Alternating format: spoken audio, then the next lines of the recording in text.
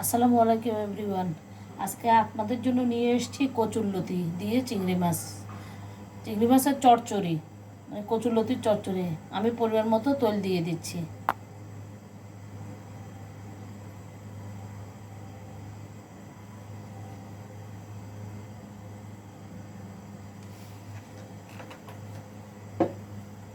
তেল দেওয়ার পরে আমি লবণ দিয়ে দেব, যেন ছিটে না ওঠে। লবণটা দিয়ে আমি পেঁয়াজ বাটা দিয়ে দিব।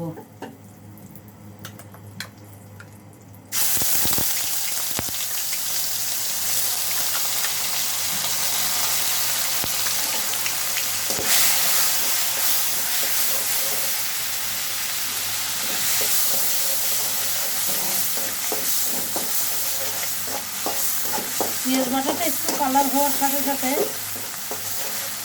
আমি চিংড়ি মাছটা দিয়ে দিব। চিংড়ি মাছটা আমার ফ্রিজে ছিল, তাই এরকম দেখাচ্ছে।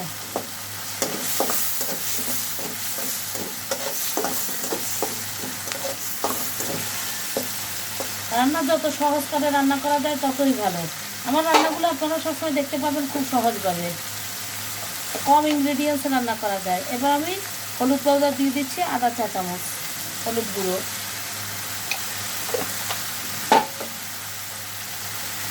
আমি মরিচটা সবসময় গুলে দিই, কারণ শুকনো গুঁড়ি তো, এই কারণে।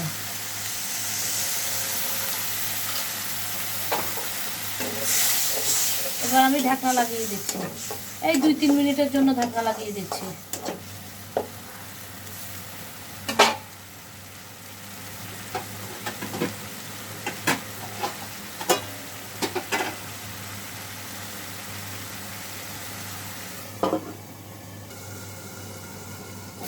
এখন আমি ঢাকনা উল্টে দিচ্ছি।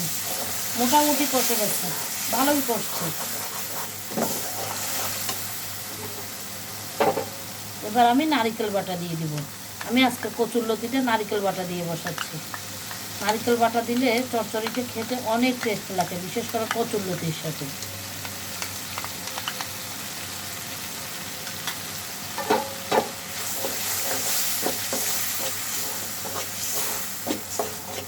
আমি সবসময় সিলভারে রান্না করি। আপনারা ভাবতে পারেন যে ননস্টিক কেন ইউজ করি না। ননস্টিক আসলে স্বাস্থ্যসম্মত না, আর আমার সবটাকে সিলভারের হাঁড়ি পাতিলে রান্না করতেই ভালো লাগে।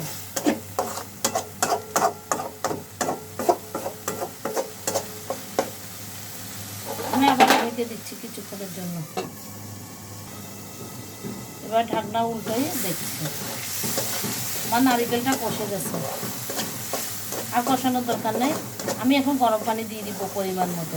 গরম পানি দেওয়ার পরে পানিটা বলকানোর জন্য ঢাকা দিয়ে দিব। এরপরে বলক আসলে আমি লতি ঢেলে দিব।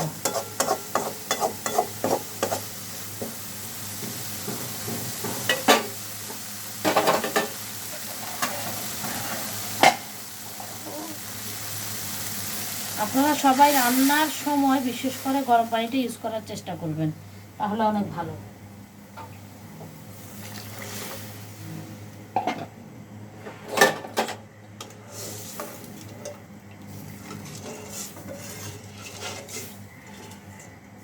পরিমাণ মতো পানি দিয়ে দিলাম, এবার ঢাকনা লাগিয়ে দিচ্ছি। এবার আমি ঢাকনা তুলে দেখছি, বলক চলে আসছে। আমি এখন লতিটা দিয়ে দিব। লতিটা আমি ধুয়ে কেটে শুলে ধুয়ে রেখেছি।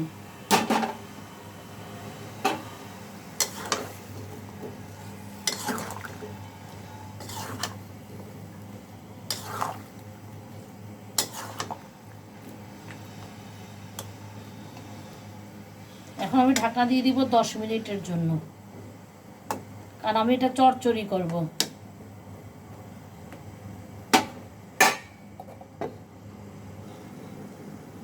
10 মিনিট পরে আমি ঢাকনা তুলে দেখছি, প্রায় চচ্চড়ি হয়ে গেছে। ধিমি আঁচ আর 5 মিনিট রাখলেই হয়ে যাবে।